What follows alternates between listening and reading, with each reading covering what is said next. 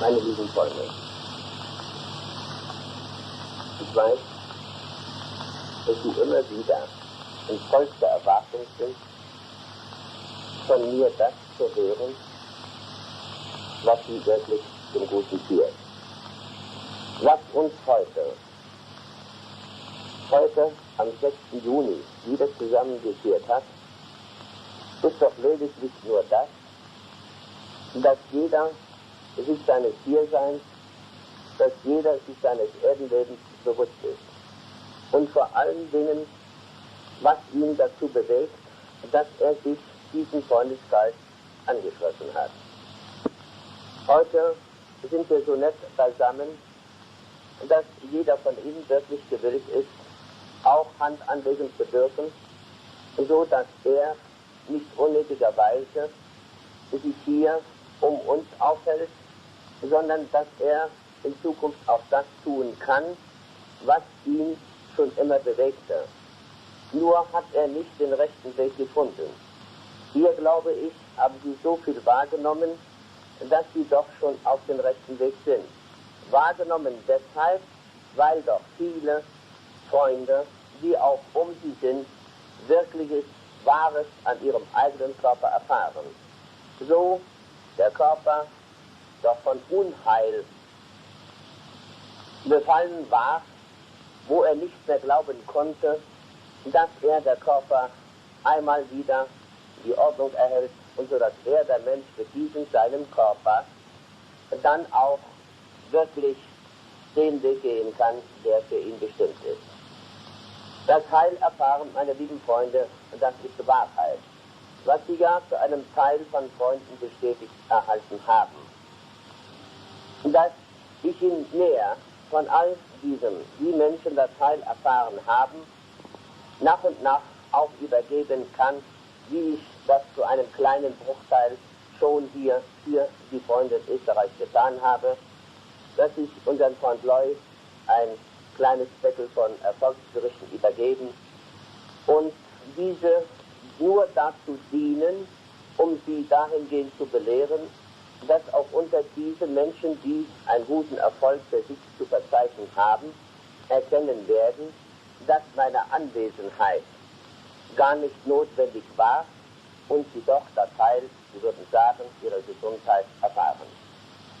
Und immer da dann, liebe Freunde, ist es so gewesen, dass gerade diese Menschen, die von ihren Nächsten auch vom Arzt bereits aufgegeben waren, die für unheilbar erklärt wurden. Und gerade da bei diesen Menschen ist es geschehen. Gerade diese Menschen wussten genau, indem man ihnen immer wieder gesagt, das sei unheilbar. Alle Krankheiten sind heilbar, sagte Paracelsus. Nur nicht alle Menschen. Und hier ist der Winkelpunkt, meine lieben Freunde. So Sie dieses gut verstanden haben, werden Sie wissen, worum es hier geht. Heilbar sind alle Krankheiten, nur nicht alle Menschen. Also muss den Menschen doch das Rechte gesagt werden. Muss der Mensch wieder auf den rechten Weg geführt werden, so dass er zumindest an sich selbst und auch an das glaubt, was er für seinen Körper nötig hat, sodass in ihm die Ordnung herrscht. Und so in ihm, in seinem Körper die Ordnung herrscht, wird auch um seinen Körper die Ordnung herrschen. Natürlich braucht der Mensch die Anleitung, natürlich braucht er die Anregung, natürlich muss man ihm die Wahrheit sagen, so wie Sie oder einige Ihrer Nächsten die Wahrheit bereits erfahren haben, wie das Heil im Körper zustande kam. Und das ist eine wundervolle Aufgabe. Und ich weiß, dass Sie fest dahinter stehen und dass auch Sie gewillt sind, ihre Aufgabe hierin zu erfüllen, sodass auch Sie später in die Lage versetzt sein werden, den Menschen den richtigen Weg aufzuzeigen. Was die Gemeinschaft, was die Gemeinschaft sind, was der Verein, was die Vereinigung ihm sagt. Auch hier, liebe Freunde, will ich vorausschicken, wenn ich an Sie jetzt die Frage richten würde, was führt Sie zu mir? Ich antworte, und sage das Böse. Und nun frage ich, wie ist es überhaupt zu dem gekommen, dass die Vereinigung hier in Österreich ins Leben gerufen wurde? Und zwar durch Menschen, die Böses in sich hatten, die in Graz etwas angestellt hatten, um uns, das heißt, den ganzen Freundeskreis zu zerschlagen. Das war das Böse. Und dadurch kam es zu dem, dass wir uns fest entschlossen hatten und uns auch selbst sagten, das haben wir gar nicht nötig, so frei oder als freiwillig herumzulaufen. Und dann ging, das heißt hier von Leu, kam zu mir nach Deutschland, was ist zu tun. Dann habe ich ihm kurz aufgeklärt, was zu tun und zu lassen ist. Und das hat er auch hier in die Tat umgesetzt und so kam es zu dieser Vereinigung hier in Österreich. Und das Gleiche haben wir auch in Deutschland. Also immer wieder ist es doch, liebe Freunde, dass das Böse jeden Menschen zum Guten führt. Nie, dass sie das Böse in sich aufnehmen. Nie, dass sie den Hass und den Neid aufkommen lassen. Nie, dass sie Böses hier von sich geben, denn ja, und dann haben sie schon das Böse so weit aufgenommen, sind sie vom Bösen erfasst und dann werden sie dem Bösen dienen. Hier soll es ja ihre Aufgabe sein, gegen das Böse zu wehren, das Böse nicht anzunehmen, so brauchen sie das auch gar nicht in die Tat umzusetzen, sondern nur das Gute. Immer über all das Böse stehen und sie brauchen sich von dem gar nicht zu unterhalten, sie brauchen darüber gar nicht sprechen, denn deswegen führen wir den gemeinsamen Kampf gegen das Böse, gehen wir gemeinsam den Weg, der allen Menschen wirklich zum Guten führt. Nur den Kampf zu führen gegen das Böse. Und das Böse führt immer zum Guten. Da denke ich so ganz kurz an Goethe, wie er zu seinem Faust geschrieben. Ich weiß nicht, ob ich genauso sage, wie ich weiß, also wie ich das sagen werde, ob das so stimmt. Es ist ein Teil von jener Macht, die stets das Böse will und doch das Gute schafft. Aber ich glaube, ich habe es falsch gesprochen, den Sinne, aber richtig. Und das ist auch Wahrheit. Und so haben viele Menschen vor den Menschen der heutigen Zeit gelebt, die viel Gutes uns schon übergeben. Nur müssen wir das für wahr annehmen. Nur müssen wir es auch hier in die Tat umsetzen. Nur müssen wir zur Tat übergehen. Nicht die Hände in den Schoß legen und sagen, es wird schon kommen. Oder wie wenn Sie derartiges hören, derartiges lesen, oder dass Ihnen das sogar bildlich vorgeführt wird, dass Sie sagen, das ist schön, das ist herrlich, sodass Sie gar nicht in den Glauben kommen, dass Sie es sind, der Hand anlegen muss.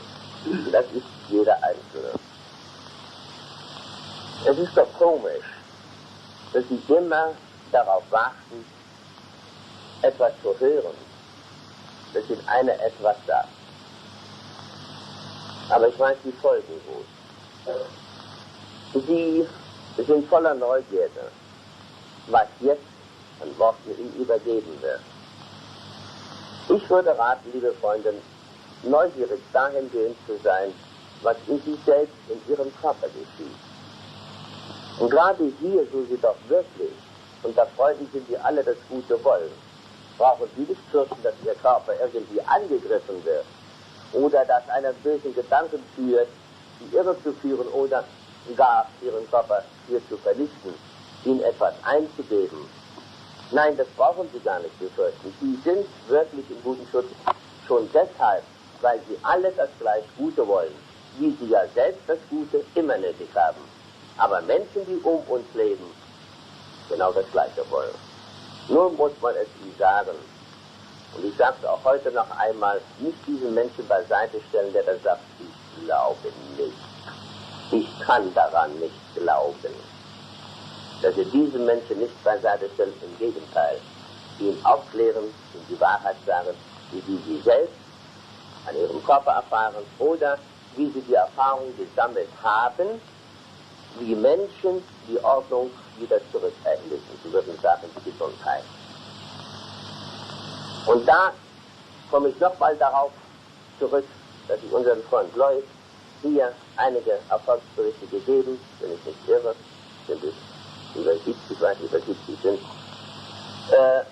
dass sie aus diesem die Lehre ziehen sollen und dass sie Fall für Fall durchnehmen. Zum Teil haben die Freunde es auf diesem Vortrag so geschildert, dass sie erkennen werden, dass Gröning nicht anwesend war und dass er, dieser Mensch, aufgegeben gewesen ist, dass ihm keine Hilfe mehr zuteil werden konnte, dass er sich hier verloren gesehen, dass er alles Mögliche versucht hatte und so weiter und so fort. Wenn ich jetzt bei diesem Wortversuch stehen bleibe, liebe Freunde, das kommt bei uns nicht vor. Wir stellen keinen Versuch, wir versuchen auch nicht, sondern wir haben die Pflicht, die größte und die heiligste Aufgabe, den Menschen zu ersuchen, damit er das Gute wieder zurück erlangt. Nie darf er es verlangen, sondern er kann es erlangen. Auch das muss ihm gesagt werden. Und wenn ich jetzt so weiter sehe, das heißt, in diesen Ausführungen bleibe, dass ich, und wie ich auch auf jedes Wort einen sehr großen Wert lege, wie man es spricht, dass das ein Anfang ohne Ende ist. Das will ich Ihnen allen im Laufe dieser Zeit und des Zusammenseins mitgeben und will Sie aufmerksam machen, dahingehend, dass Sie auch mit dem Wort, was Ihnen das Wort auch sagt, auch das so in sich aufnehmen, dass Sie auch hernach zur Tat übergehen. Nun will ich nicht heute groß hier reden.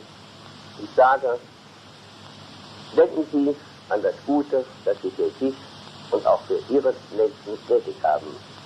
Nicht, dass Sie sich mit dem Leid plagen, nicht, dass Sie in diesem womöglich verfallen, wie leicht können Sie es da dann aufnehmen.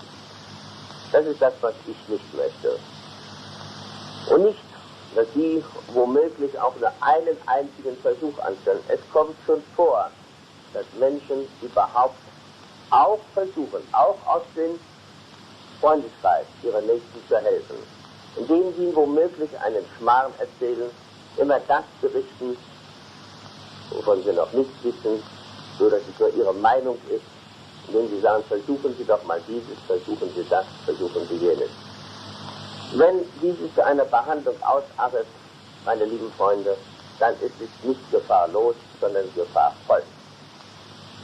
Das sagt Ihnen nicht der Verein, das sagt Ihnen nicht die Vereinigung, das will sie auch gar nicht, sondern wir wollen den Menschen nur zur Ordnung rufen. Wir wollen den Menschen nur auf diesem Weg führen, auf den Weg der göttlichen Ordnung, auf den Weg, der allen Menschen wirklich zu Gott führt. Nicht einen einzigen Versuch anstellen, wenn ja, dann würde das dann den Nächsten auch zum Übel werden.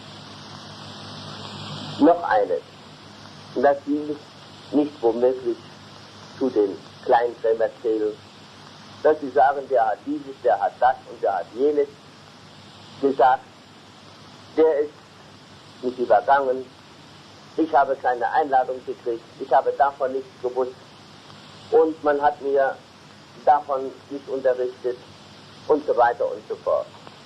Nein, Freunde, dieses alles darf nicht sein. Und das Wichtigste ist noch, dass Sie in der Gemeinschaftsstunde, so Sie nach zu sprechen, die zu handeln beginnen, nicht, dass Sie sich einbilden, dass Sie mehr sind als der eine oder andere Ihrer Nächsten, nicht, dass Sie womöglich denken, dass Sie hier einen Vorzug haben, oder gar das sprechen, von dem Sie bei weitem gar nicht überzeugt sind. Hier heißt es nur, dass der Mensch seinen Nächsten das wiedergeben kann, von dem er überzeugt ist. Und dieses ist die größte Pflicht eines jeden, der sich von all dem zu überzeugen hat.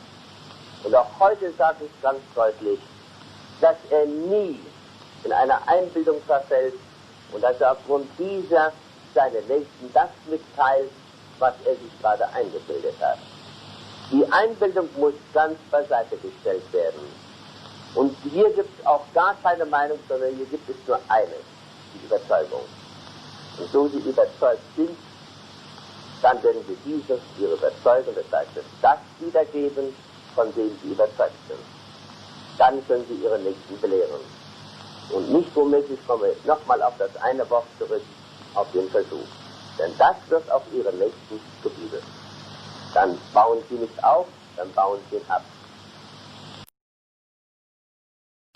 Nun, da wir gerade so nett beisammen sind, wäre es doch wichtig, dass jeder von sich so einiges wahres Gutes auch über die Tonband und allen gewissen gibt.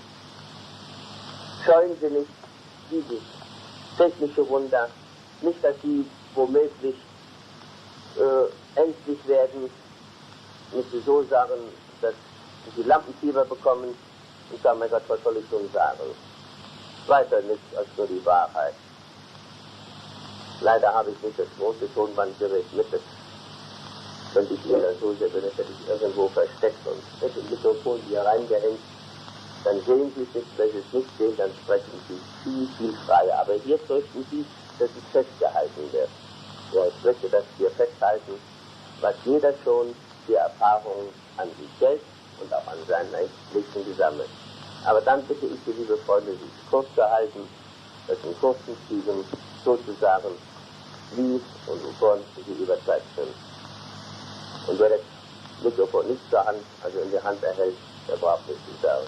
Der ist ausgeschlossen. Wenn Sie einverstanden sind, will ich Sie übergeben, dann wollen Sie auch bitte das zum Ausdruck bringen, dass es Ihnen wert ist, dass Sie hier bei sein dürfen, oder dass Sie selbst offen und ehrlich sind und sagen, nein, ich lege gar keinen Wert darauf.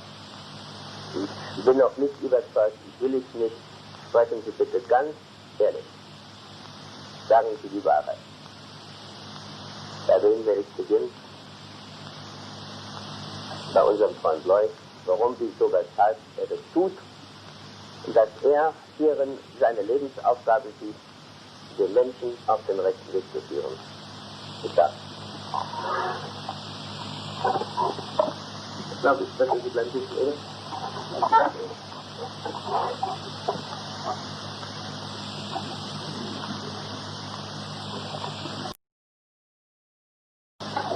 Liebe Freunde, einen Grund zu finden ist nicht schwer. Was man tut, ist oft nicht so wichtig. Aber entscheidend ist, wie man das was tut. Ob man restlos aufsteht in einer Sache, die man erkannt hat, dass sie nicht nur für den Einzelnen, sondern für alle etwas bedeutet. Oder ob ich einer Sache diene, die nur für das materielle Leben auf Erden ein Wohlleben sichert, eine Existenz sichert. Diese beiden Fragen stehen doch immer in den Vordergrund unseres Lebens. Wieso ich mich entschlossen habe, hier mitzumachen, liebe Freunde, ehrlich gesagt kann ich Ihnen das nicht sagen, weil ich es nicht weiß. Ich habe Herrn Gröning seinerzeit in Villach das erste Mal gesehen und mein Entschluss war gefasst, mitzumachen und für ihn wirklich alles zu tun, was notwendig ist. Ich habe an mich nicht gedacht, weil mir das, möchte ich fast sagen, gar nicht in den Gedanken kam, dass da für mich was herausschaut, sondern ich habe nur gedacht an die anderen. Und erst durch die Belehrungen von Herrn Gröning kam ich dann drauf, ja, du musst ja selber zuerst was haben, dann kannst du was tun. Und so führte dann langsam der Weg immer näher zu Herrn Gröning. Aber ich muss Ihnen sagen, dass ich ja Jahre Herrn Gröning persönlich überhaupt keinen Kontakt hatte. Lediglich einen Kontakt, und das war der über das geistige Feld. Nun, Liebe Freunde, sind wir uns doch ganz offen zueinander. Hätten wir Herrn Gröning nicht, wie schaut und wie würde es bei uns ausschauen? Bei allen. Angst, Furcht um die Zukunft, um alles würden wir uns sorgen, wir würden wirklich so abbauen, dass wir wirklich mit schwerstem Leid zu kämpfen hätten.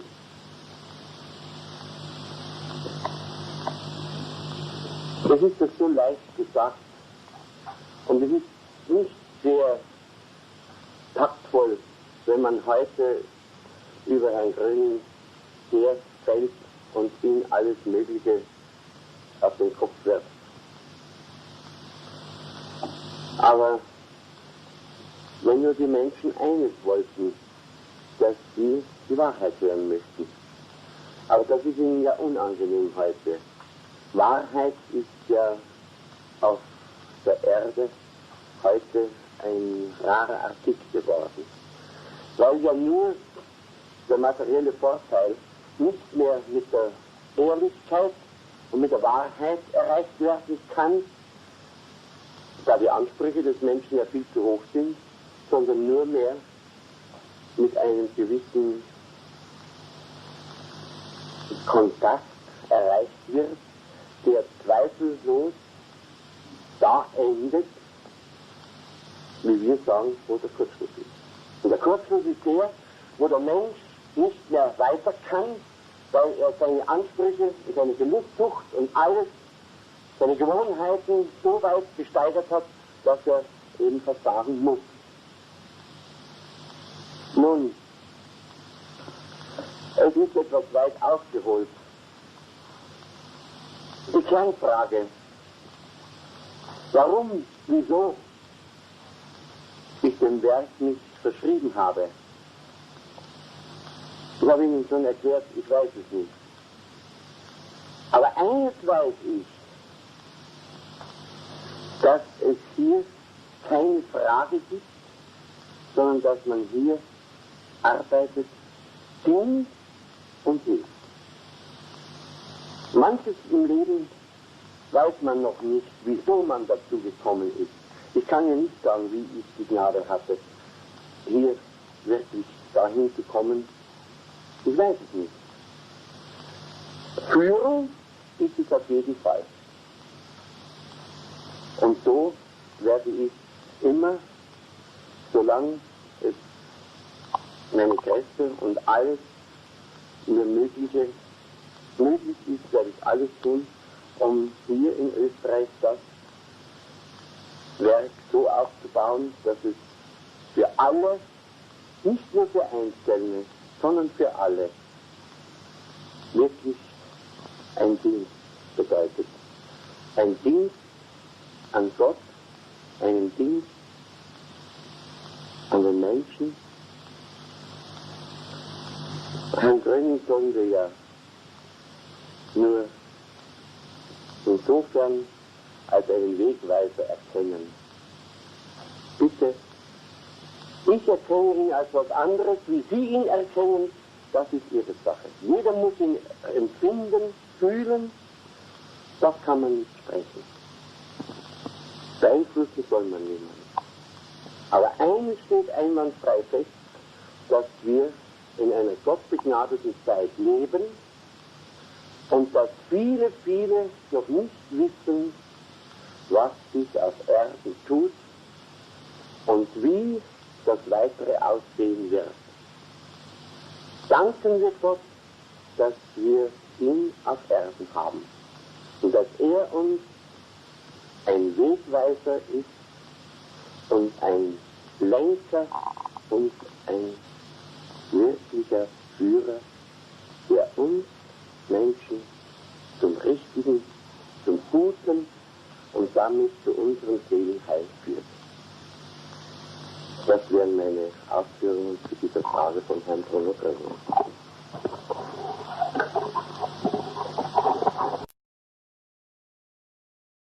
Nun, liebe Freunde, Ihren Namen möchte ich nicht hier aufs Tonband haben. Wenn Sie wollen, können Sie ihn dazusetzen. Das ist nicht notwendig.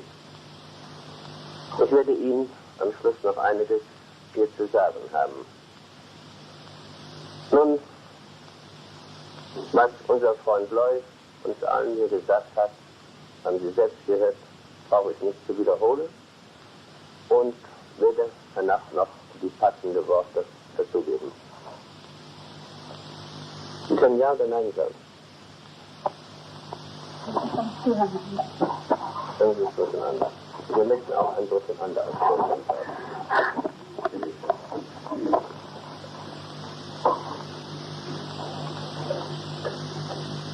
Das hat Sie hier zu uns geführt. Das ist doch sehr leicht.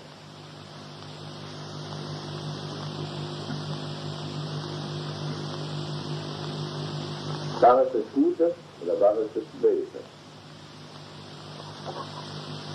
Es war das Böse und das Gute zugleich.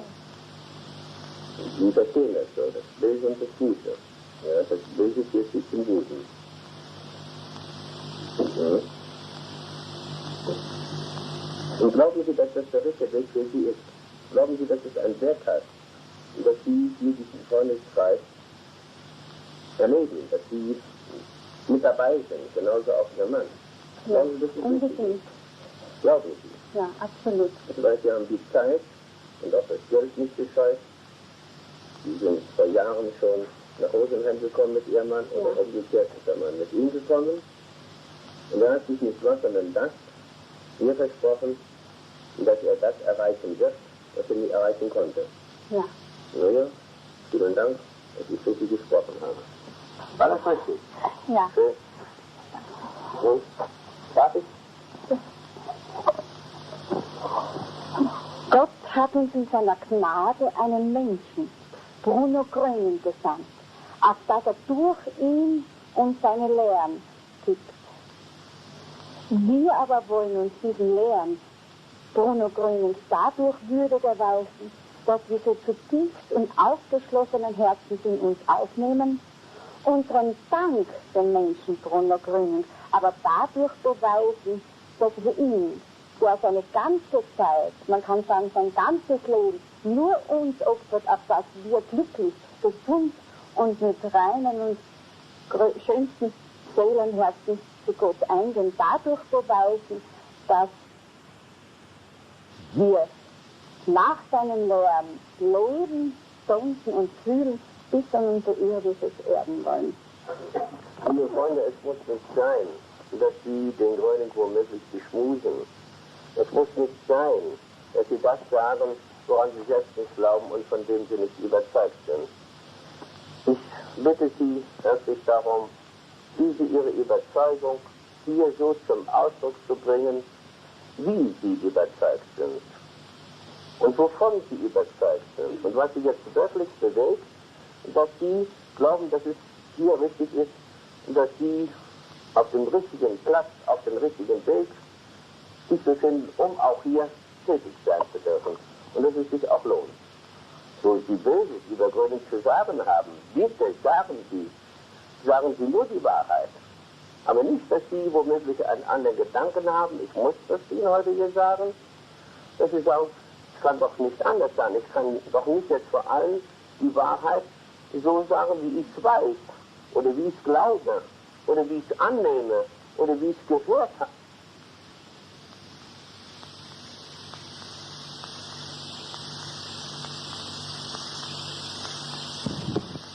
Oder gelesen habe. Und diese Meinung teile ich auch, die Meinung anderer. Schön, dann sagen Sie es ruhig. Es müssen nicht immer diese schön guten und lobenswerte Worte sein. Nein, Sie können frei und offen sprechen. Sie können keiner deswegen böse sein. Das ist allerhand, wozu ich wieder gehe, nicht? Sagen Sie nicht auch? Ja. Aber warum soll es nicht so sein? Wir wollen offen und ehrlich und gegenüber sein, nicht anders.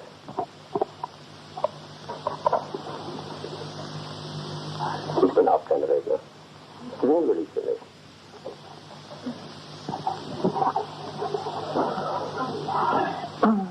Bitte schon. Bitte.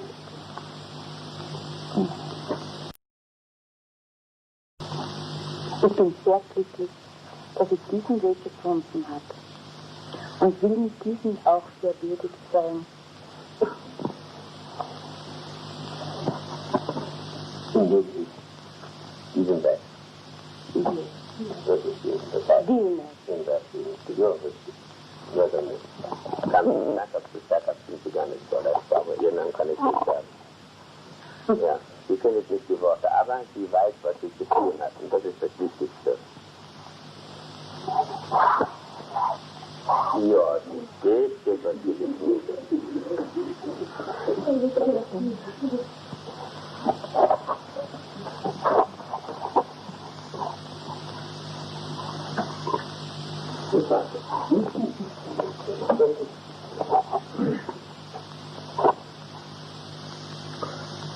Um hier den ganzen Zusammenhang zu schildern, muss ich etwas weiter ausholen. Ich bin in einer Zeit groß geworden, da es eine Politik gab, die die Kirche, die Geburt Christi, die Bibel und Verschiedenes nicht mehr voll anerkannten. Und das Ganze hat mich so weit gebracht, dass ich wirklich nicht mehr glaubte, dass Jesus einmal lebte. Bitte. Der Erfolg war der, wie es unser großer Freund immer sagt, die Unordnung hat in mir Platz gegriffen. Das körperliche Leid hat Besitz ergriffen. Nun kam die Wende schon vor vielen Jahren. Ich arbeitete damals in einer medizinischen Sparte, kam mit vielen Leuten in Berührung, erfuhr von dem ersten Erscheinen von Grönings in St. Veit. Leider hatte ich nicht das Glück, damals auch bei einem Vortrag anwesend zu sein, nachdem ein Gönner nicht im guten Sinne die damalige Versammlung sprengen ließ. Und das kam damals eben zu keinem Vortrag. Die Arbeit, die die Gemeinschaft damals führte, war geheim, streng vertraulich. Sie mussten nicht genau sehen, wen sie nehmen.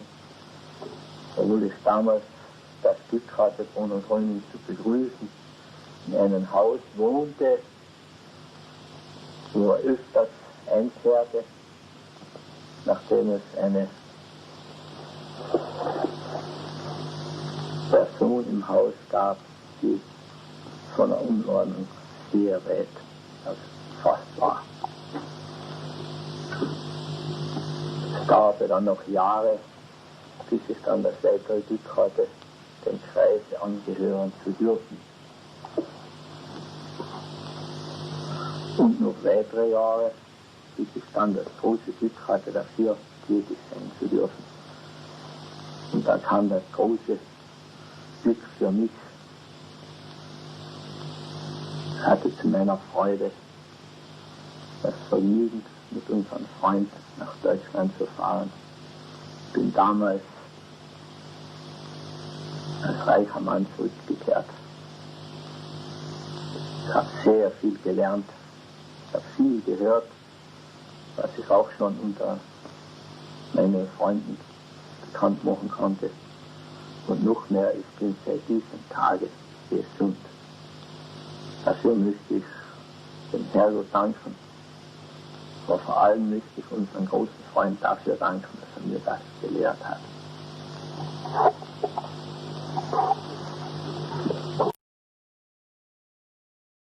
Was in den Jahren in St. Veit gewesen ist, will ich ja ganz kurz schildern. Freunde sorgten sich um Menschen, die vom Unheil erfasst waren, und bestellten sie dann auch in einen Raum, der zu einem Lokal gehörte. Als ich mit dem Wagen davor fuhr, erhielt ich den Bescheid, was ich aber zuvor so nebenbei bemerkt den Freunden sagte, dass ich zur Polizei kommen solle. Dass die Polizei sich hier eingemischt hatte. Doch das wusste ich da nicht zu tun, sagte ich. Sofort suchte ich sie auf und ich war von vielen Beamten in der Wachstube umgeben, die eine richtige Amtsmiene mit einer wirklichen Amtsmiene mir entgegentraten. Aber diese verschwand bald. Natürlich habe ich meine Personalien angegeben und der leitende Beamte sagte, sie müssen sofort Österreich verlassen. Das Gleiche könnte geschehen, wenn ich sage, sie müssen sofort diesen Raum verlassen. Er gibt ihnen das Recht und was liegt vor. Ich habe mit diesen Menschen offen und ehrlich gesprochen. Ich habe ihnen kurz gesagt, was los ist. Und ich sagte ihnen auch, dass es doch nur einer sein kann, der das Gute ablehnt und der nur im Bösen gelebt. Gut, ich schilderte ihm, er sagte, wo ich das weiß. Eines aber, worum er mich danach gebeten, doch nicht in den Raum zu gehen. Ich habe gesagt, es ist auch gar nicht notwendig. Es wurde ihm alles geschildert, wie das hier zustande kam und dass Menschen da selbst doch das Gute erwarten. Aber deswegen ist es nicht notwendig, dass ich in den Raum hineingehe, da selbst wird nichts was, sondern das geschehen, was die Menschen sich selbst erhoffen und woran sie glauben. Wir kamen hier überein und da habe ich ihn als Chef gebeten, er möge doch 2 seiner Beamten rüberschicken, dass sie sich von dem überzeugen. Tatsache war, diese beiden Beamten wurden dahin beordert und kamen prüfend nass zurück, das heißt voller Schweiß, in Schweiß gebadet und sagten, ja, das ist Unmögliche geschehen, dass wir nicht erfassen, dass wir gar nicht wissen, wie das überhaupt hier zustande kommt. Wir selbst wurden von dieser Strömung erfasst, bitte verstehen sich wie Fischspitzen und so weiter, was uns noch nie im Leben passiert ist. Unter diesen Beamten war einer, wo auch seine Frau zur selben Zeit das Gute empfangen hat. Ich habe ihm noch viel, viel mehr mit auf den Weg gegeben.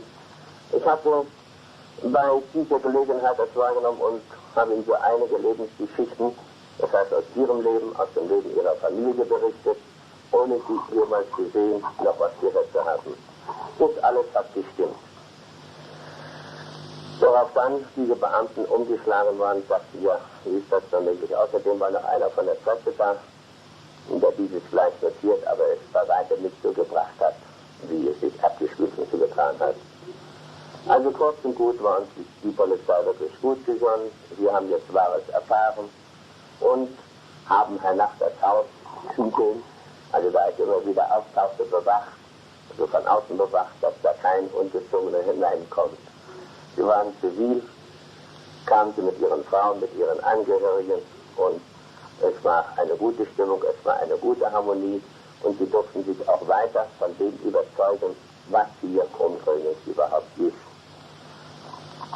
Also das war erstmal so die Kurzgeschichte und ich sage es noch einmal, wo der Name Gröning auftaucht, den mag man nicht, er wirkt wie ein rotes Tuch vom Stier.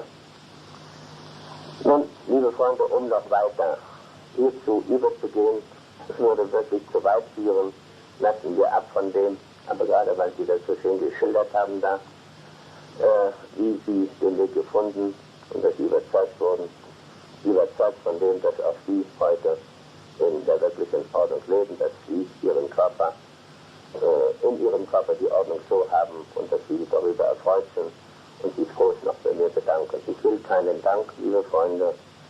Der Dank gehört nicht mir, danken wir nur Gott dafür.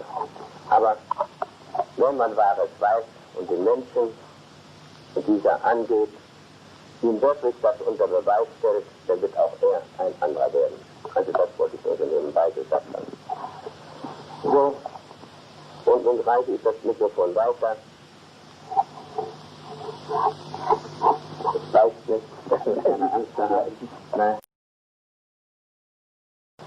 Ich warum ich das mithelfen kann an dem großen Werk und friedlicher Ausführung unseres Freundes Loh an Arbeit, dienen und helfen.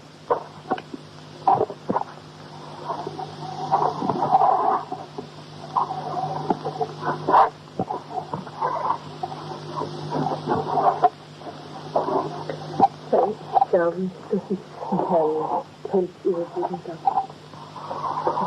Wir sollen keinen Namen sagen, das macht nichts. Warum haben Sie lassen viele? Haben Sie viel auf dem Herzen? Ja, eigentlich schon. Eigentlich, ja oder nein?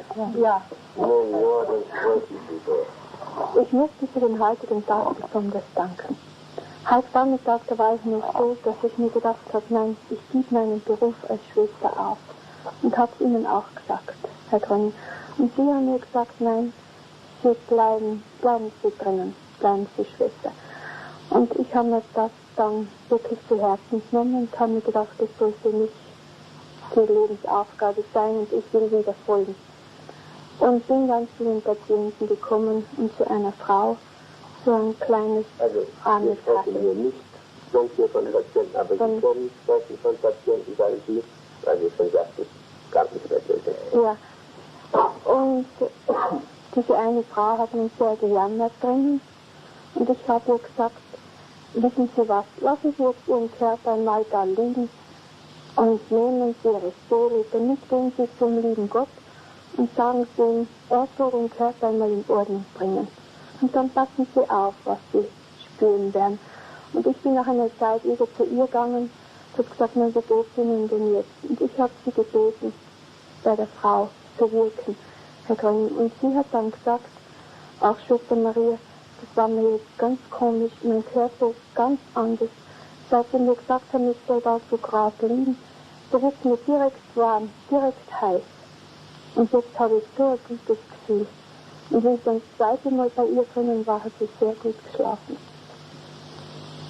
Und glauben Sie, das hat dazu beigetragen, was Sie gesagt haben? Oh ja, weil sie ihre Gedanken vom Körper einmal, weil sie ihre Gedanken einmal ganz umgeschalten hat. Was sie sagte, sagt noch nicht. Nein, das nicht. Aber das Wollen, der gute Wille Und mit ihre dem Glauben, dass auf dieser Frau die Hilfe geteilt wird, also dass sie das Heil am eigenen Körper erfährt. Ja. Das ist ausschlaggebend. Ja? Ja, ich danke. Man sagt nicht immer gleich so, wie man es sagen müsste. Aber das lerne ich noch. Ja, irgendwie die Lehre nur an. Bitte. Ja, sind Sie feige? Na, die strengen doch gar nicht auf. Aber gerade Sie kennen mich doch schon viele Jahre früher als die Freunde hier in Österreich und auch die Freunde aus Deutschland. Hm? Sie hatten doch schon früher das Glück. Ja. Also bitte, schildern Sie den Gröning. Schildern Sie ihn so, wie Sie ihn kennen. Und wenn Sie glauben, dass er Böses getan hat, dann sagen Sie es ruhig. Vielleicht hat Sie das imponiert, vielleicht nicht. Aber egal. Machen Sie runter. Fertig. Wissen Sie, ich hätte ihn können erzählen. Aber Herr Gröning, Nein? das haben die anderen gesagt, ja. Ach, die anderen haben Sie gesagt. Davon haben Sie sich überzeugt. Ja, das will ich aber hören. Wovon Sie überzeugt sind. Gerade das Gegenteil ist wahr, was die Menschen alle gesagt haben. Und ich bin hunderte Male gefragt worden, ob das stimmt. Gröning säuft. So. Ja. Gröning ist meistens besoffen und so weiter, nicht wahr?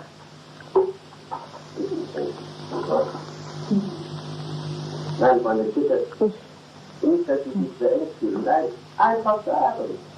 Wie Sie uns denn das alles gar nicht. Machen Sie doch fertig. Ja, die Freunde wissen ja selbst, was alles die Zeitung schreibt, nicht wahr, und geschrieben hat. Also weil Sie das Gegenteil von dem erfahren haben, was Ich konnte nur immer zu den Menschen sagen, kenne ihn denn selbst, kenne ihn denn persönlich.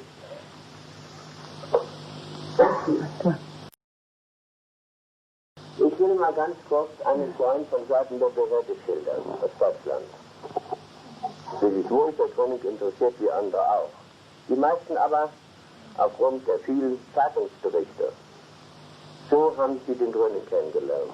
Dieser Beamte nahm sich aber die Zeit und setzte alles daran, um diese Gelegenheit mal zu erhalten, mit dem Gröning mal persönlich zusammenzukommen. Natürlich ist er in Amt und Würde, er zählt nicht zu den Kleinen. Von da aus gesehen, im Gegenteil, er hat schon einen Namen, er hat auch schon ein Machtwort. Den Namen nenne ich ihn aber nicht, und was er innerhalb der Behörde will ich ihn auch nicht sagen. Eines aber ist klar, wir beide haben uns so gut verstanden. Er hat das Zusammengehörigkeitsgefühl und er durfte sich von vielem überzeugen. Und nun kam er mit seinen Berufskollegen zusammen, auch mit seinen Vorgesetzten, noch stehen noch ein paar über ihm. Und er hat nur den Namen Gröning genannt. Will ich noch sagen, wie der Name Gröning in der Behörde bekannt ist. Gleich fingen diese Menschen an, den Namen Gröning hörten. In diesen ins Worten sagen, hören Sie mir auf, wenn Gröning, jetzt sagen Sie noch den Namen an diesen Lumpen, was weiß ich möchte die Worte nicht alle wiedergeben, dass er überhaupt noch frei herumläuft. Einsperren ist so wenig und so vieles andere Misslösen mehr. Und dieser Beamte stellt an diesen seinen Berufskollegen und Vorgesetzten die Frage, kennen Sie ihn? Nein. Ja, warum verurteilen Sie ihn so? Naja, was die Zeitungen schreiben, was die Menschen so reden. Naja, aber ich kenne ihn persönlich. Anders. Er schilderte so einiges Wahres und alle diese Sachen, ja, das habe ich nicht gewusst. Er war auch so dreist und sagte, ja, ich habe eine Kugel schon sicher. Er hat nicht nur mich, sondern vielen anderen, denen ich sie geliehen habe, zu ihrem Heil, zu ihrer Gesundheit geführt. Ja, ist das möglich, ist das Wahrheit? Er konnte nur ein Wort sagen, ja. Er sprach weiter und sagte, davon bin ich überzeugt, davon habe ich mich überzeugt. Und ich kenne Gröning so, wie er in Wirklichkeit in Wahrheit ist. Er sagte denen auch, wer ihn nicht beurteilen kann, der verurteilt ihn. Natürlich waren diese seine Berufskollegen, diejenigen welche, die ihn dann gebeten haben, ihm auch eine Kugel zu geben oder eine zu beschaffen. Oder es möglich zu machen, mit den Gröning zusammenzukommen. Wo er dann sagte, glauben Sie, dass er so viel Zeit aufbringt, dass er jeden einzeln empfängt? Oder dass er sie womöglich hier besuchen kommt? Nein. Ich habe Jahre gewartet. Und es wurde mir möglich, dass ich ihn aufsuchen durfte.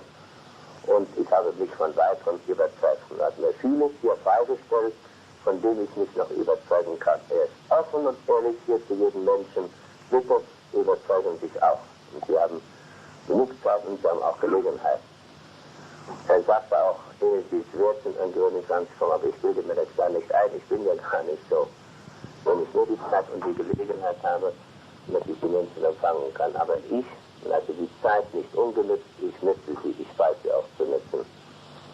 Und wenn ich einen Trinker oder einen Säufer bin, schadet es, weil die Zeit kriege ja auch, ich trinke ja noch meinen Kaffee. Das heißt, ja, so ist bestimmt. So. Liebe Freunde, seit ich Herrn Bruno Gröning kenne, habe ich angefangen, mich selbst endlich zu erkennen. Das heißt, all das zu erkennen, was ich bis dahin falsch gemacht habe. Und nur dadurch, nur durch seine Vorträge, durch die Worte aus seinem Mund, habe ich die Kraft bekommen, ein anderer Mensch zu werden. Und dieser andere, und nur dadurch, nur durch seine Vorträge, durch die Worte aus seinem Mund, habe ich die Kraft bekommen, ein anderer Mensch zu werden. Und dieser andere Mensch, wenn heute noch zurückblickt, man soll ja nicht mehr zurückschauen, aber es liegt nun 10 Jahre zurück, dieser andere Mensch war ein Wrack, ein Geschöpf, das nur noch auf dieser Welt war, um Sorgen und Kummer zu bereiten. endlich habe ich verstanden, wie wir und von wem wir geführt werden, von Gott selber. Und die Gnade, die ich empfangen habe, dass ich Herrn Bruno Gröning begegnen durfte, die ist so groß, so stark in mir. Und die Überzeugung, dass Gott mir so viel Gnade nochmal geschenkt hat, dass ich all das gut machen kann in diesem Leben, was ich falsch gemacht habe. Dieses eine Bestreben erfüllt mich täglich, morgens, wenn ich erwache und abends, wenn ich mich schlafen lege. Und so will ich es auch halten.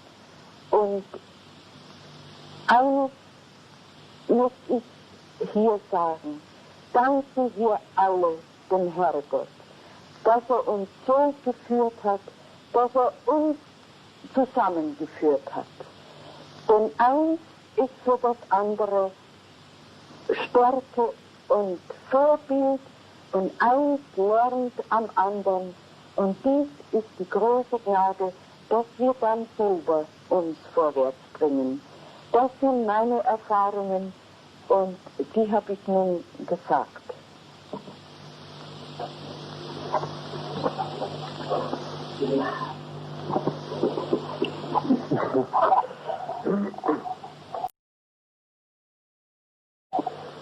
Liebe Freunde, ich habe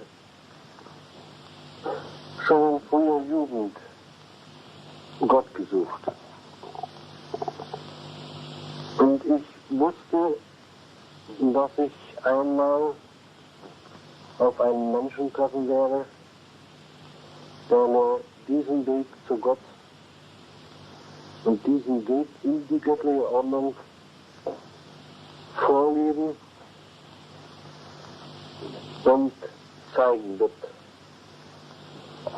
der immer als hilfsbereiter Freund da sein wird, durch dessen Existenz ich die Existenz Gottes noch klarer erkennen werde. Dieser Mensch ist mir auch gebracht worden. Es ist Bruno Gröning. Ich kenne Bruno Gröning aus den ersten Zeitungsberichten jetzt 10 Jahre. Seit 9 Jahren kenne ich ihn persönlich. Und es wird langsam immer klarer in mir, dass es um Bruno Gröning auf sich hat. Und wir alle, die wir Bruno Gröning kennen, haben es auch erlebt, dass sich viel guter Wille der einzelnen Menschen um ihn sammelt. Wir haben aber auch erkennen müssen, dass sich sehr viel Böses heranschleicht. Wir haben durch die Lehre Bruno Grönings gelernt, dass wir gegen das Böse angehen müssen. Und das ist mein Wille, gegen das Böse anzugehen. Und ich habe es unserem Freund Bruno Gröning in die Hand versprochen, dass ich ihm folgen werde und dass ich ihm helfen werde, soweit ich es kann, in diesem Kampf gegen das Böse. Denn wir leben in einer Zeit des Umbruchs, und es ist jede Hand und jeder Arm notwendig, um diese große Arbeit zu tun. Und ich danke unseren Freunden hier in Österreich, dass Sie uns wieder die Gelegenheit gegeben haben, unseren großen Freund und unseren Lehrer zu sehen und zu sprechen und die Wahrheiten, die göttlichen Wahrheiten von ihm wieder zu hören.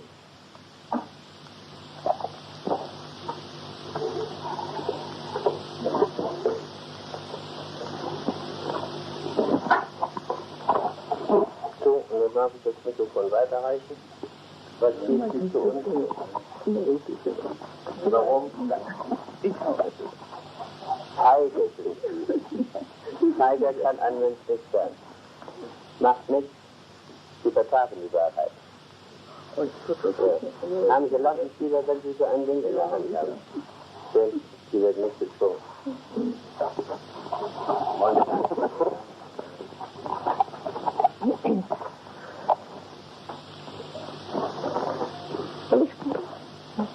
Was mich zu Bruno Gröning führte, da muss ich weit zurückgreifen, das war im Jahre Anfang 1950.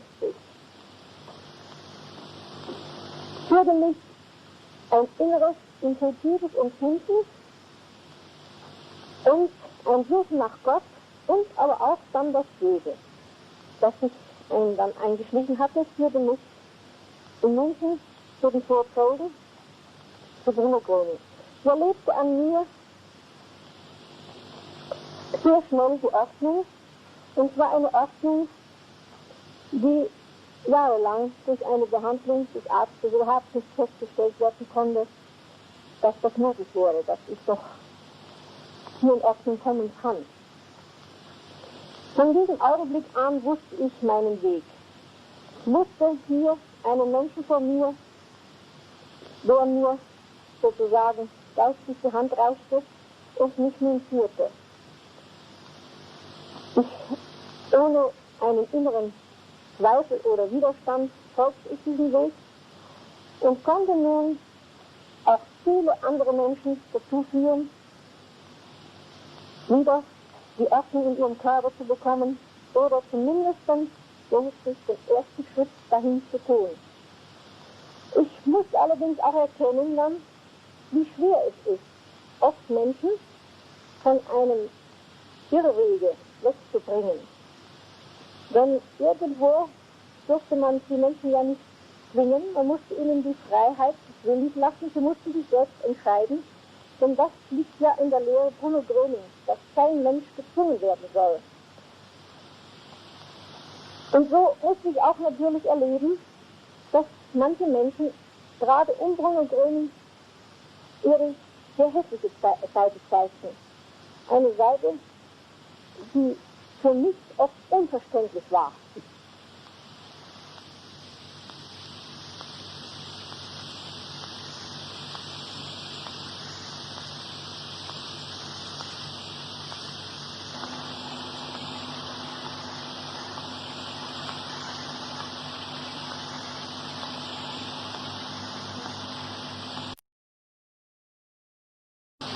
Und das, was wir heute erleben dürfen, das werden Sie alles später noch an mir selbst feststellen können. Denn die Wahrheit, das ist wirklich das Höchste und das Größte, das der Mensch in seinem Leben braucht. Die Worte, die uns Herr Bruno Gröning sagt, die sind für mich so wie das tägliche Brot für den Körper. Ja, noch mehr. Denn auch die Seele braucht ihre Nahrung, um gedeihen und wachsen zu können. Ich danke hiermit Ihnen allen und ganz besonders unserem lieben, guten Freund.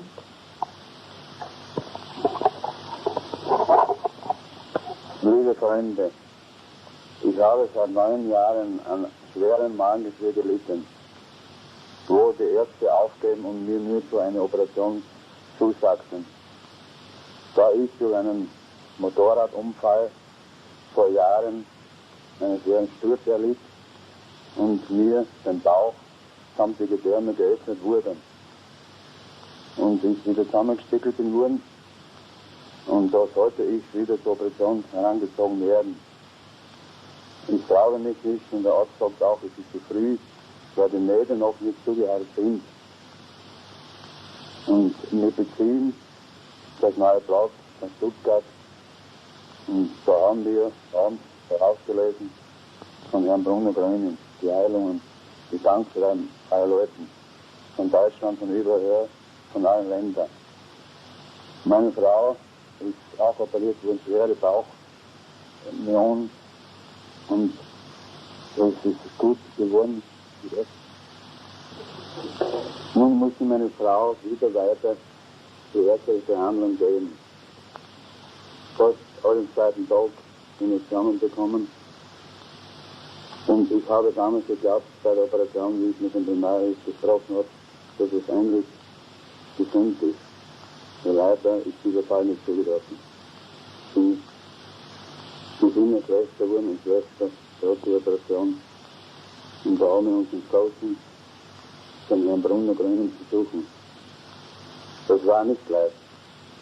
Das war der 15. Dezember, wo wir von Graz mit dem Wagen wegfuhren, über Berge, über den Böckenpost, mit Gefahr, Schnee, Eis, Schleppte, sind wir durchgefahren. Nach München, von München nach Stuttgart, bei Nacht, wo wir dann gefragt haben, dann sind wir über Nacht in Stuttgart, wo wir dann gefragt haben, nach Brochingen. Gut, wir sind dann hin, nächsten Tag, mit Kräuter, in Brochingen, haben wir das Mittag gegessen, dass wir uns starten wollten, den Herrn Gröning zu stellen. Ich komme hin, frage, ja, dort, friedlich gewillt. So, komme hin, leite an von meiner Frau, habe mich gefreut, weil ich bitte keine Bruno Gröning sprechen. Leider sind Pech gehabt, so jetzt, so 4 Tage gefahren bin ich Pech gehabt, ne? Das bitte können Sie sagen, wo ist die Aufteilung? Ja, Veit, Hamburg, oder wo, das bitte können Sie mir die Adresse geben, ich will ihm nachfahren, ne? Und dann habe ich erfahren, dass ich nach Rosenheim soll fahren, und dort würde ich mich zu diesen Herren, denn ich muss mir Veit melden. Ich fahre wieder von Dorfingen nach Rosenheim und habe mich gemeldet bei diesen Herren, der mich dann gut aufgenommen hat und in unseren Wagen hineingestellt und 2 Stunden mit uns unterhalten hat. Er hat geschildert die Heilungen von Herrn Gröning, wie er in Rosenheim mit ihm zusammen war. Er hat uns Vorbild gegeben und erzählt, vorher ist das alles, ne, wie es ist. Ja, und habe ich gesagt, bitte so, ja, habe ich gesagt, fahren Sie gleich, wenn Sie heil noch hinkommen, nach Klagenfurt. Ich saß wieder in meinem Wagen, fast müde, matt, von früh bis abends, 9 Uhr, gefahren, wieder weiter, einen Umweg, wo man nicht durchleiten können damals, weil die Schneelagern, das Eis nicht Schnee, das Wort, ein Wagen wird aufrennen, bis die Gleisen geworden, das ist die Schnee, musste ich runterfahren, ganz bis Feldstein und wieder zurück auf die Judenburg nach Klagenfurt. Das war eine Reise. So habe ich 9 Tage gebraucht, bis ich endlich ein Gröning gefunden habe. Ich komme her, und dieser Herr hat mich eine Adresse gegeben von Herrn Leu. Ich komme in der Vortragsstraße 12, gehe hinaus und Herr Leu, wo die Frau mich empfängt. Und sie hat mich auch vorgerichtet, aber sie hat mir dann später gesagt, wo ich so verzweifelt war. Und sie hat gesagt, ja, was ist, wenn sie nicht finden? Ich werde finden. Das ist alles aus. Ja, und dann hat sie mir mitgeteilt, ich habe ein Glück, dass Herr Gröning heute die Weihnachtsfeier ab heute viel in Klagenfurt, ne? Und sie übergab mir eine Einladung, ne? Wo ich dann glücklich war von meiner Frau. Wir gingen dann hierher, wo Herr Bruno Gröning die Weihnachtsfeier veranstaltet hat. Ich muss sagen, sowas wie dieses Fest habe ich noch nie niederlebt. Und ich sage heute noch, dass ich sowas niederleben dürfte. Das. Und ich, die Heimreise, die ich hierher kam, nach Deutschland, Da war es mit mir noch ganz gleich. Ich habe meine Brüder mitgehabt, also ich habe mich nicht mehr tätig. Und wie ich dann am nächsten Tag weggefahren bin, habe ich gedacht, das ist nicht mehr. Ich fühlte mich ganz anders, ein anderer Mensch. Gesund, lebensfroh, beruflich anders. Und ich brauchte von damals bis heute, Gott sei Dank, keine Brüder und keinen Arzt. Nun kann ich von Herrn Gröning nur danken für alles Gute, was er uns geschenkt hat, nicht um meine Frau.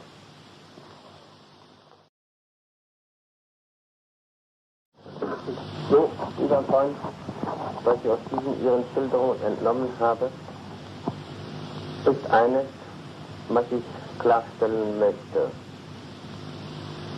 Wenn ich an Sie die Frage jetzt richte, hat Gröning nach dem Leid, nach dem Übel, was Sie als Krankheit bezeichnen würden, gefragt?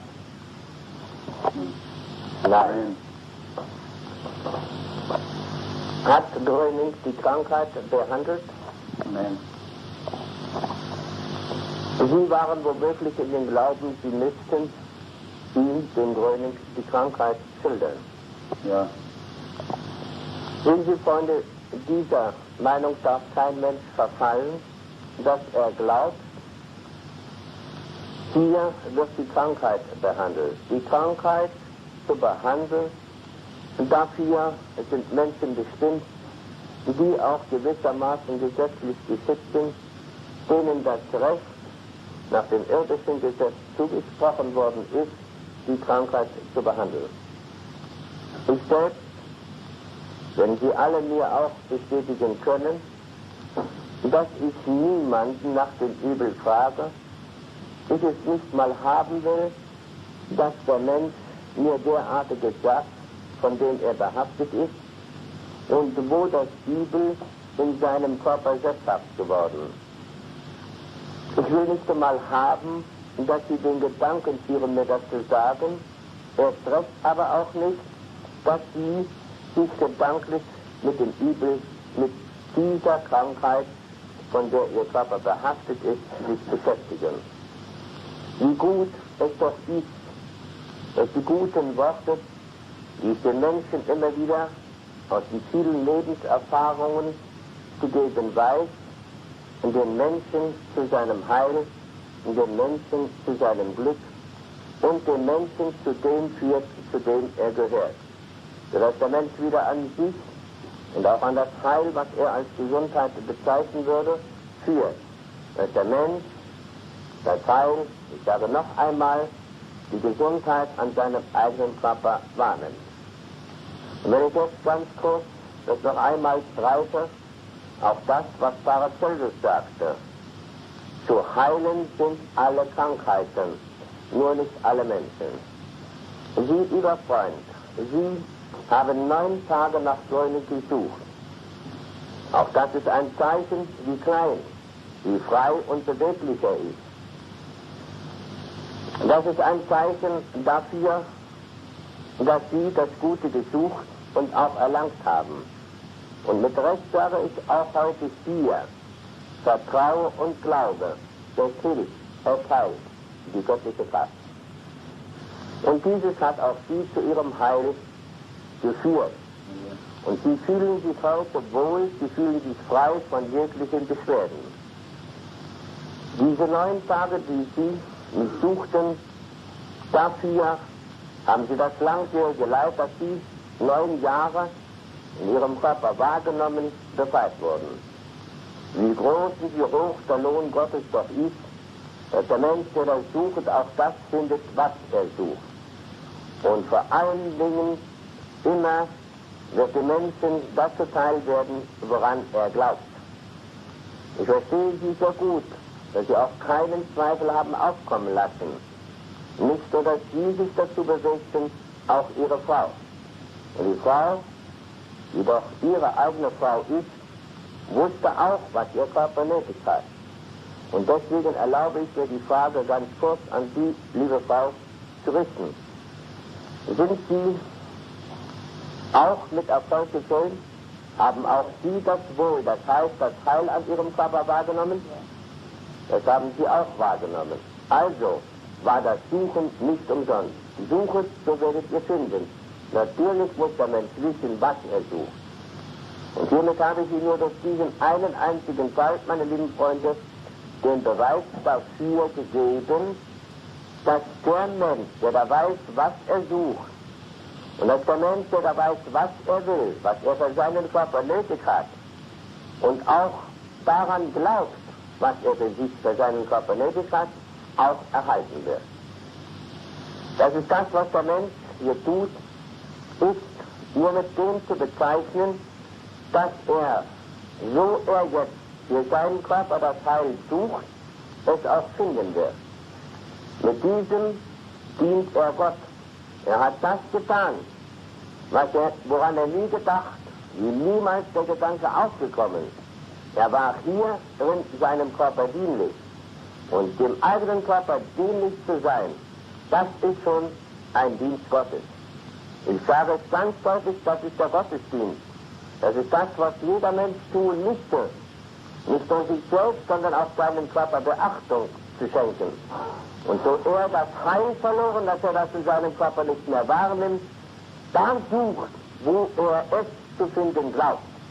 Sie, lieber Freund und liebe Frau, haben geglaubt, dass sie das Heil bei Gröning finden würden. Ja. Aber wollen wir es gleich richtig stellen, nicht das Gröning heilt, sondern dass er sie nur zu ihrem Heil wieder führt. Zu dem führt, zu dem wir alle gehören. Und das ist der Weg, den Gott uns über den Heiland vorgeschrieben, den jeder Mensch in diesem seinem Erdenleben zu gehen hat. Nun habe ich so oft gehört, dass Sie immer den Grönings dankbar sind.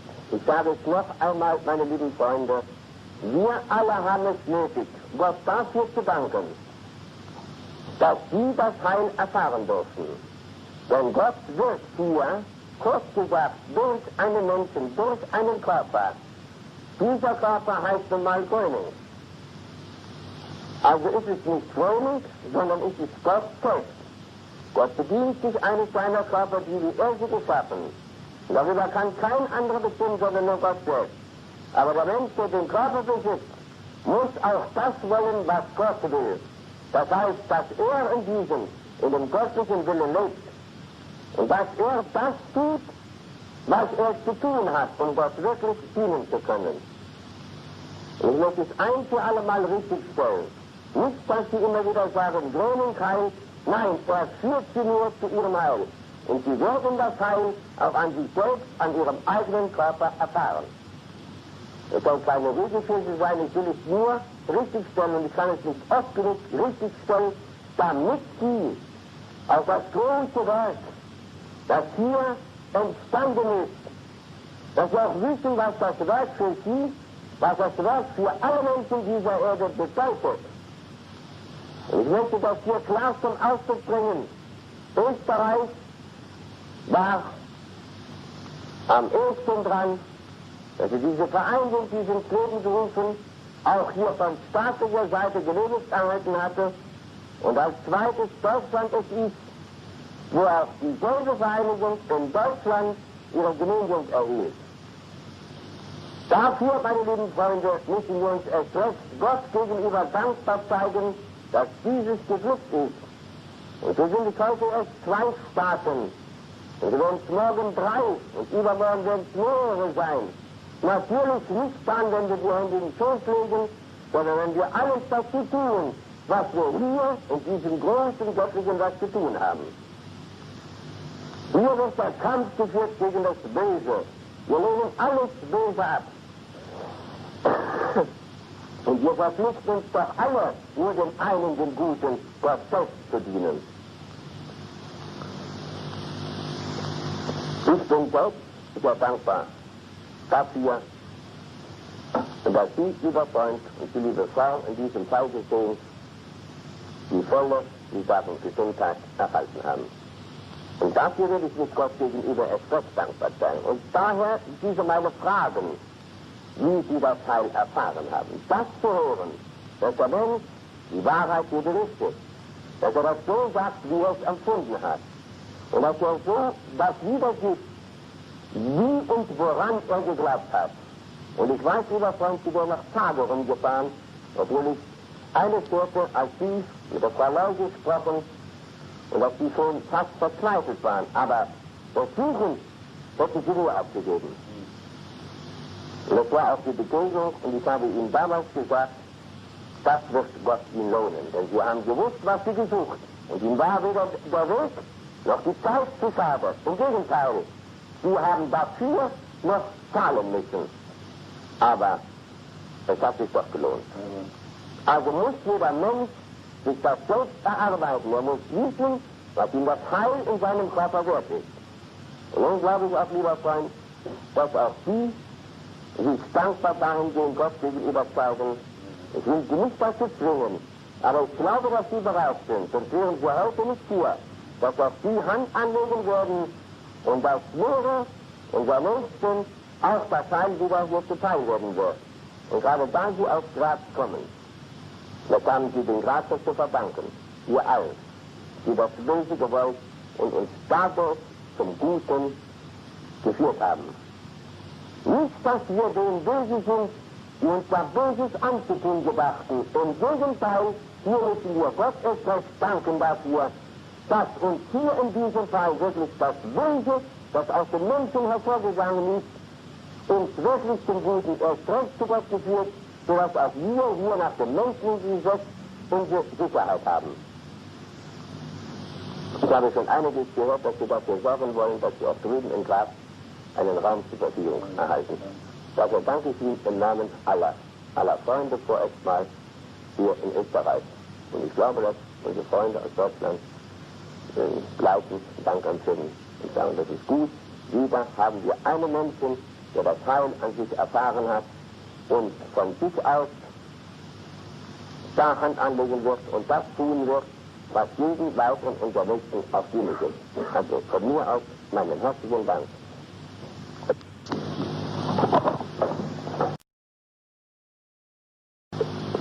So, und Sie hatten jetzt noch was zu sagen?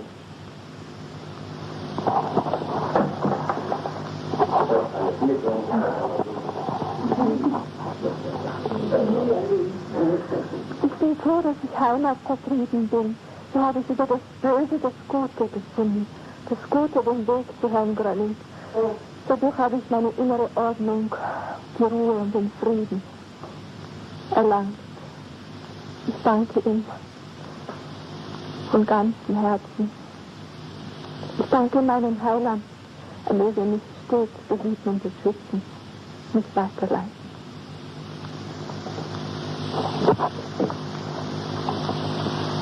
Zuerst habe ich nicht geglaubt und da hat die Mutter für mich geglaubt.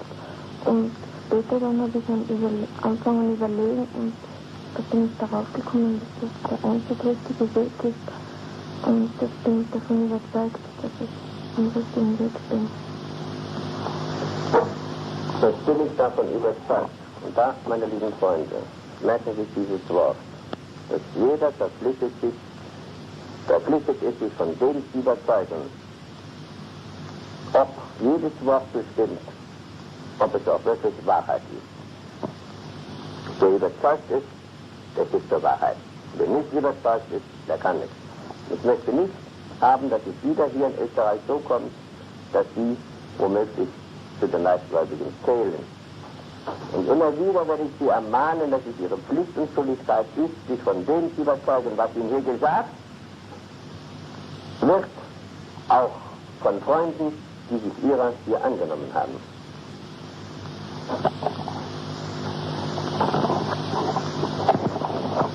Ich danke Gott für die große Gnade, dass ich auch an diesem großen, herrlichen Werk mitarbeiten darf.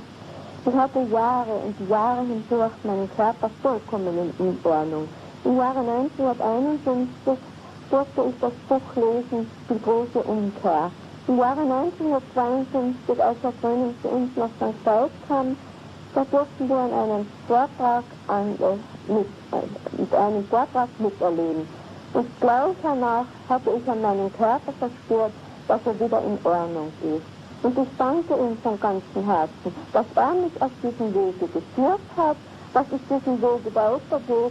Bitte ich Gott, dass er mir immer die Gnade schenkt, dass ich ja nie von diesem Weg abkomme. Denn ich bin voll und ganz überzeugt, dass ich jetzt am richtigen Weg bin.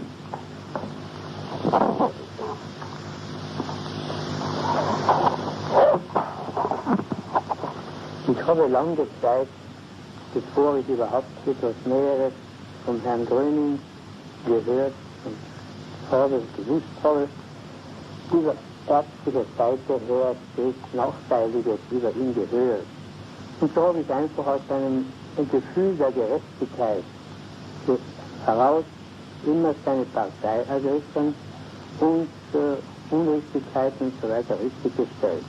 Aus diesem Empfinden heraus wurde ich dann in die kleine Vereinigung, in die erste Vereinigung in St. Veit gekommen und habe dort überhaupt etwas Näheres erfahren.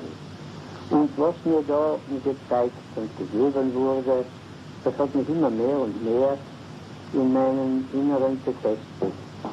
Ich habe mit vielen Belastungen zu tun gehabt und die wurde mir nach und nach abgenommen. Aus Dankbarkeit heraus schon sagte ich mir, dafür musst du nun auf jeden Fall etwas tun dafür und habe mich dann dem Werke zur Verfügung gestellt. Ich habe sehr viel Gutes erfahren und habe mir dann gedacht, ja, du willst ja auch Schätze im Himmel sammeln. Und aus diesem heraus, aus diesem Tun, gehen mir innere Beglückungen auf. Ich finde langsam ein Mitschwingen im Göttlichen, das in mir Platz greift. Und etwas Schöneres kann es eigentlich wohl nicht geben.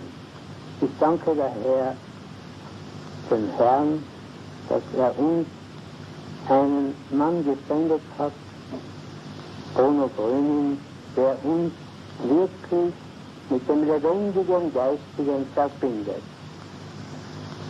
Und werde auch weiter mein Bestes für das Werk tun.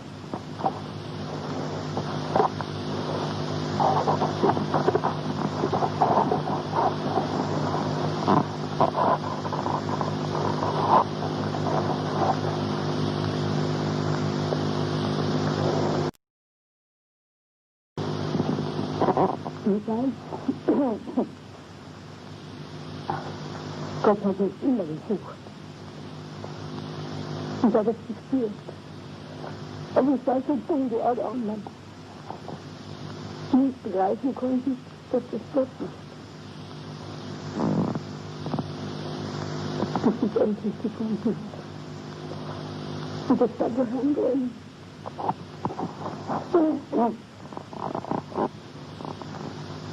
Aber jetzt bin ich glückselig,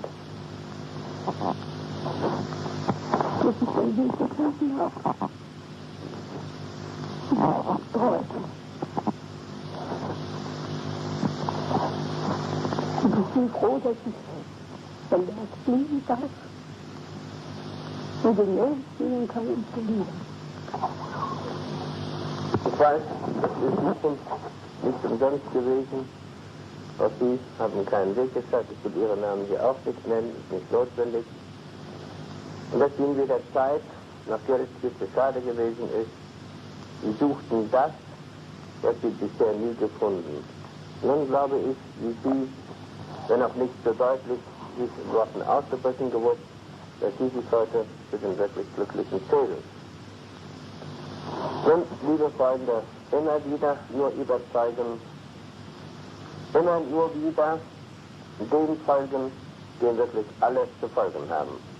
Und doch immer wieder, ohne diese Überzeugung wird es niemals möglich sein.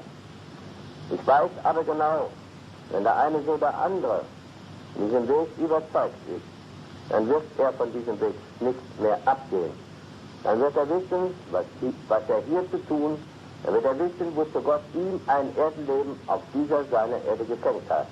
Und dann wird er auch wissen, dass er mit dem guten Tun auch Gott dient, wie er sich selbst und seinen Nächsten dient. Das ist der wirklich wahre Gottesdienst.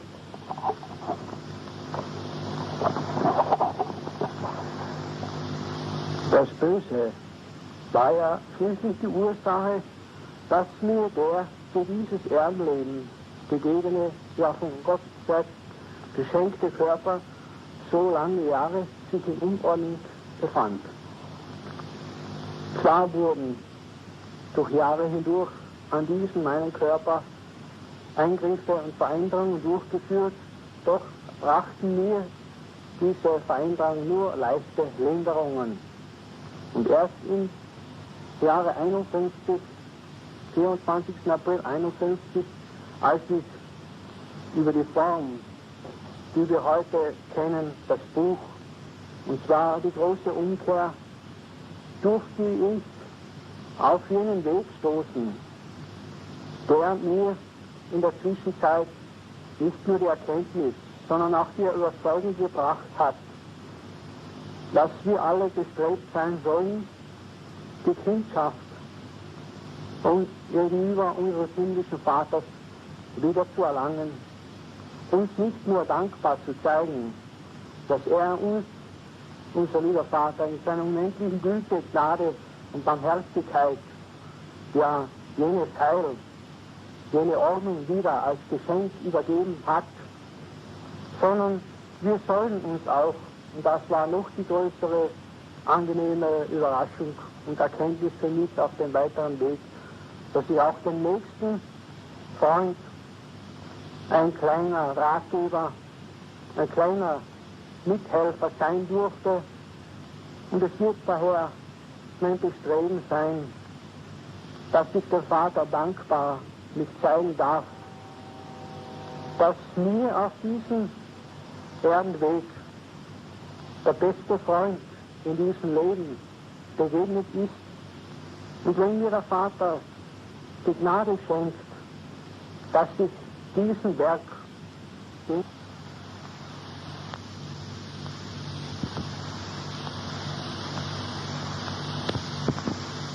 in Liebe, Demut und vor allem in Geduld dienen darf, so wird es mein Bestreben sein und auch mein Herzenswunsch, dem nächsten Besten diesen richtigen, wahren Weg zu zeigen, den wir in die Worte Christi ja bekleidet finden.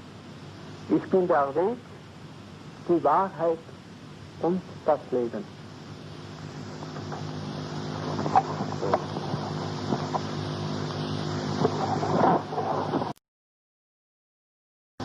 Meine lieben Freunde, und das von Ihnen hier Gesprochene, wissen Sie genau, dass es auf das Tonband festgehalten worden ist.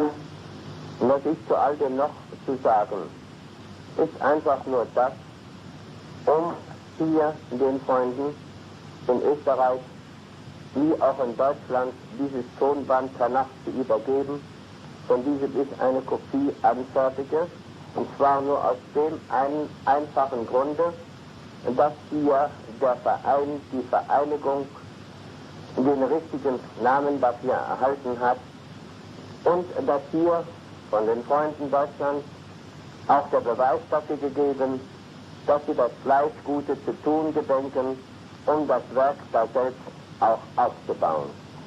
Was mich am meisten erfreut, ist das, dass die Freunde in Deutschland das größte Interesse hierfür aufgebracht, um hier die Erfahrung dafür zu sammeln, wie es am ehesten, besten und sichersten möglich ist, um den Aufbau der Selbsterfassung in Deutschland wirklich vornehmen zu können.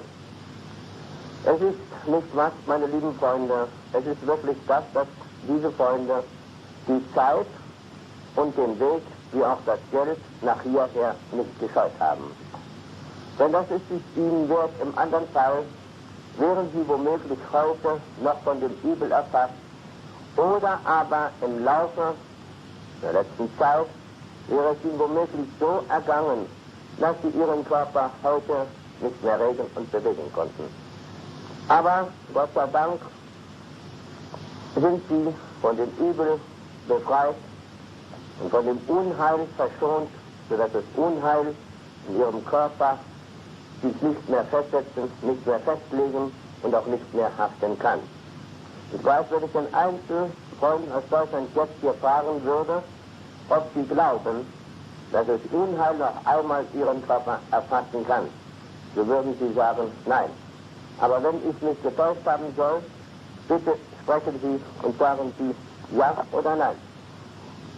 Nein. Nein. Nein. Nein. Den haben wir noch aus Deutschland. Nein, sagt sie. Und ich sage auch nein. Und zwar deshalb, weil ich weiß, dass Sie glauben, wie auch ich glaube. Und das, meine lieben Freunde, ist das Wichtigste. Und doch müssen Sie sich immer wieder von diesem einen Wort Glaube überzeugen. Dieses Tonband soll lediglich nicht dazu dienen, um jeden dieses vorzuspielen, damit jeder, der noch zu uns kommt, es hört. Das ist gar nicht notwendig. Dieses Tonband soll nur dazu dienen, dass Sie selbst es hören können, ich war dabei, so war es, ich habe das bildlich noch vor Augen und ich höre die Stimmen der einzelnen Freunde, wie sie von sich aus berichtet. Obwohl Gröning auch das dazu gesagt hat, wenn Sie Böses über ihn gesprochen wissen, so sollen Sie es tun. Nicht nur ihn immer anhimmeln, im Gegenteil, ich habe Sie wirklich darum gebeten, die Wahrheit zu sagen. Und als Sie die Wahrheit gesagt haben, woran ich auch glaube, bin ich Ihnen, meine lieben Freunde, sehr dankbar. Aber wir brauchen uns das Böse nicht zu fürchten. Wir müssen offen und ehrlich miteinander sein. Wenn einer glaubt, dass er böse Erfahrungen gemacht hat, auch über die Person Gröning, oder was in irgendeinem Fall im Widerspruch steht, so soll er es ruhig sagen. Er soll sich wohlweislich genau überlegen und genau dem nachgehen, ob er auch wirklich im Recht ist, diese Frage zu stellen. Ich glaube aber jetzt schon sagen zu können, dass wenn einer sich in diesem Glauben versetzt hat, dass ich das sofort richtig stelle und ihn davon überzeuge, dass er doch wieder den irrigen Weg eingeschlagen hat.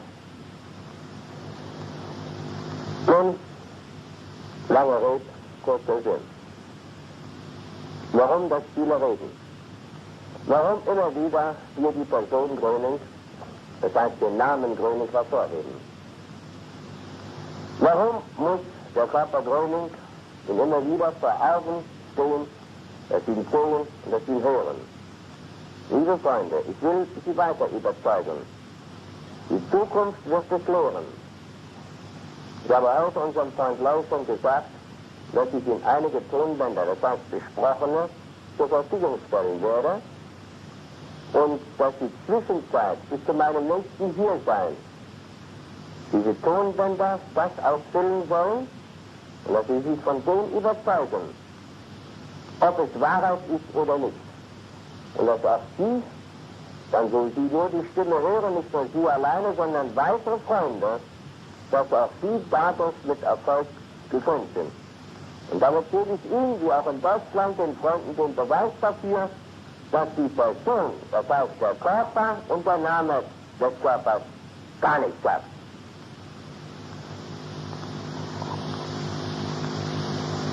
Nun glaube ich, unserem Freund Lau noch einmal das Mikrofon hier zu geben und außerdem unseren Freund Pons, ob ich das Richtige gesagt habe, dass es tatsächlich eine wirklich wahre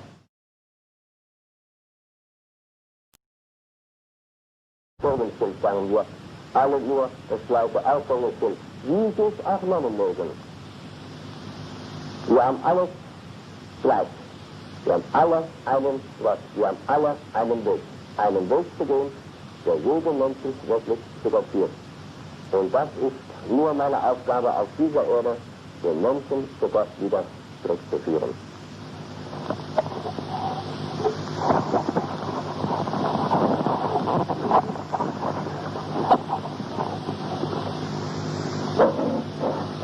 Das ist alles so gegangen, wie wir es erwünscht.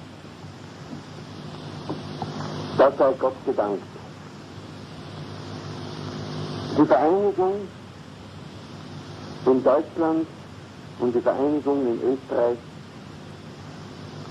es sind ja zwei Brüder. Nur möchten wir eines uns gegenseitig wünschen, von Herzen, dass immer Harmonie und Einigkeit in all dem Bestreben und in allem herrschen möge. Wir haben ja einen, der die Stilrichtung gibt, und da kann es nicht fehlen. Und dann wollen wir eines auf unsere Fahne schreiben: Gehorsam. Folgen, und dann kann wirklich nichts fehlen. Da soll aus diesem ewigen deutschen Urübel Verrat und Raub und Zank, der soll überwunden sein. Das sei der Herzenswunsch von uns in Österreich.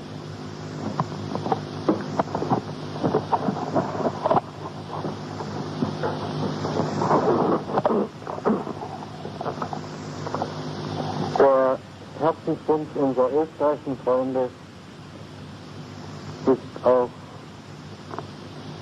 unser Herzensanliegen in Deutschland.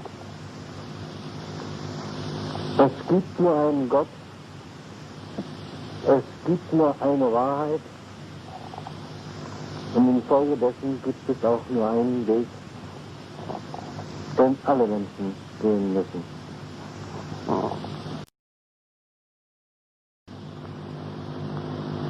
Ihnen und uns allen ein Wort aus der Bibel sagen: Wachet und betet, dass ihr nicht in Versuchung fallet. Der Geist ist willig, aber das Fleisch ist schwach.